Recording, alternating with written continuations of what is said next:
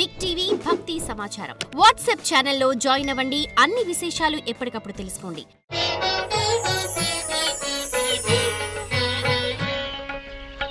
400 సంవత్సరాల క్రితమే విశ్వభవితను చెప్పిన కాలజ్ఞాని వీరబ్రహ్మేంద్ర స్వాముల వారి యొక్క విశేషవంతమైనటువంటి ఉపాసనా ఫలంగా ప్రాచీనమైనటువంటి సంఖ్య మరియు ప్రశ్నాశాస్త్రాన్ని క్రోడీకరించుకొని గోచారవశాత్తు జరుగుతున్నటువంటి ఫలితాలని సౌరమానాన్ని కూడా ప్రామాణికంగా తీసుకుంటూ ఎంతోమంది ప్రసిద్ధమైనటువంటి వ్యక్తుల యొక్క జీవితంలో చోటు చేసుకోబోతున్న విషయాల్ని ముందస్తుగానే కృష్ణమాచార్య చెప్పగలిగారు.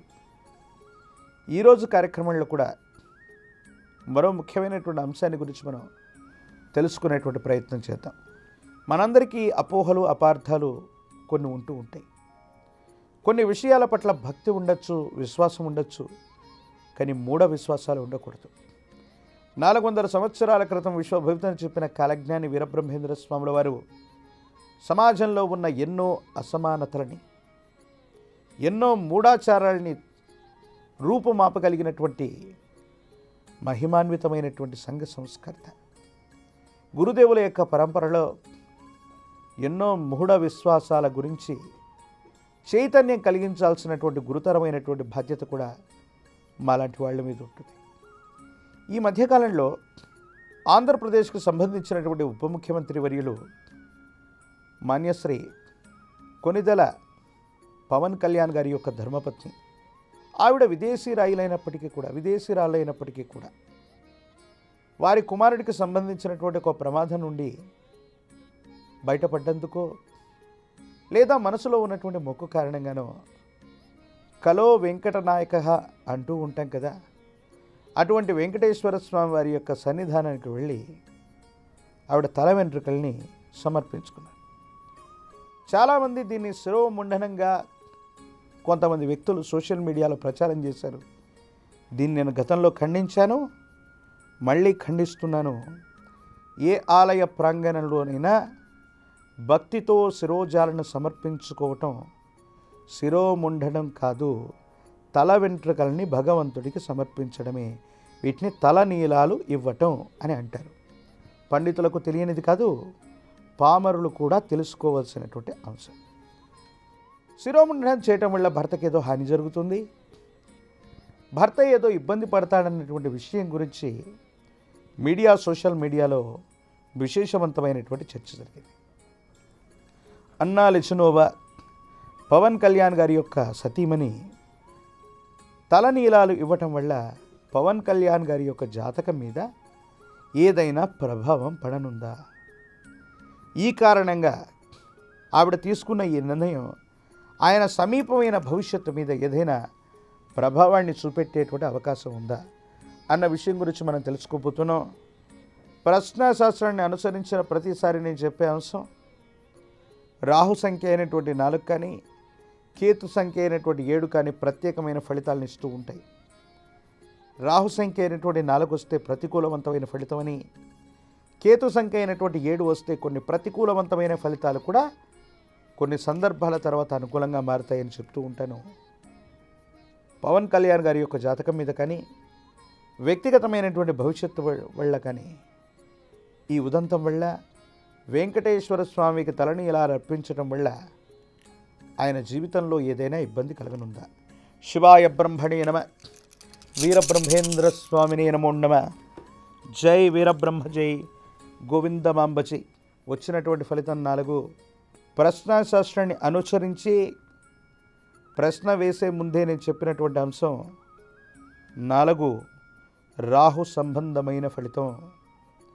ఈ ఉదంతం వల్ల స్వామివారి యొక్క ఆలయ ప్రాంగణంలో తలనీలాలను సమర్పించటం శిరోముండనం కిందికి రాదు, కానీ తలనీలాలు సమర్పించినటువంటి ఉదంతం ఆవిడ అన్యమతానికి సంబంధించినటువంటి వ్యక్తి, తాను సనాతనమైన సంప్రదాయానికి చెందకపోయినప్పటికీ కూడా మన ఆడపడుచుగా మన ఆచారాల్ని వ్యవహారాల్ని పాటించినందుకు మనం సంతోషించాలి.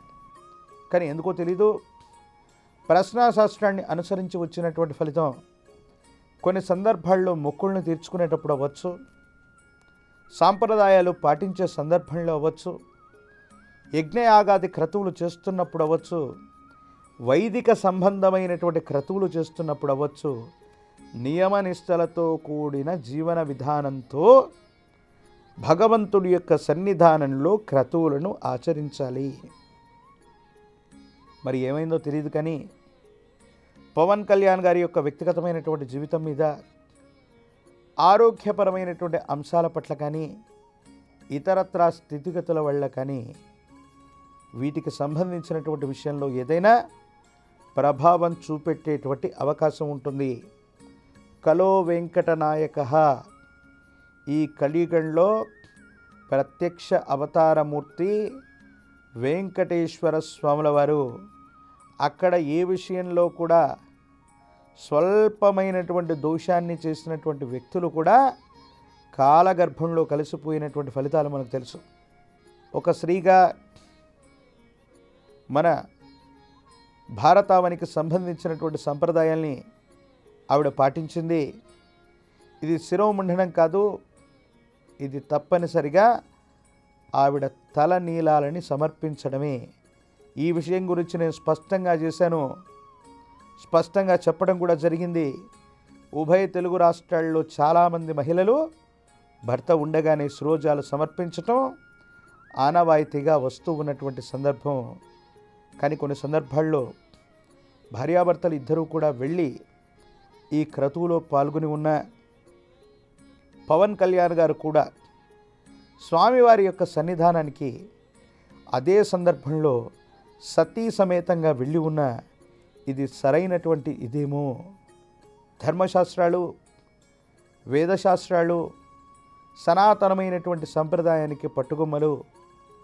మన జీవితంలో జరిగేటువంటి ఎన్నో రకాలైనటువంటి అంశాల్లో ఇలాంటి ఇబ్బందులు వచ్చినప్పుడు వీటిని మనం ప్రామాణికంగా తీసుకుంటూ ఉంటాం.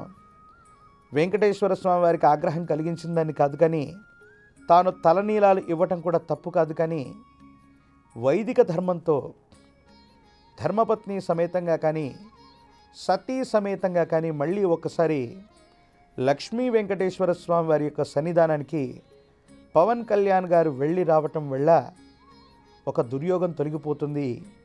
అనుకూలవంతమైనటువంటి ఫలితాలు తప్పకుండా వచ్చేటువంటి అవకాశం కనపడుతుంది. మరో ముఖ్యమైనటువంటి అంశంతో మళ్ళీ కలుసుకుందాం. అంతవరకు సెలవు. నేను మీ కృష్ణమాచార్య, శ్రీ బ్రహ్మపదం. జై వీరబ్రహ్మ, జై గోవిందమాంబజీ.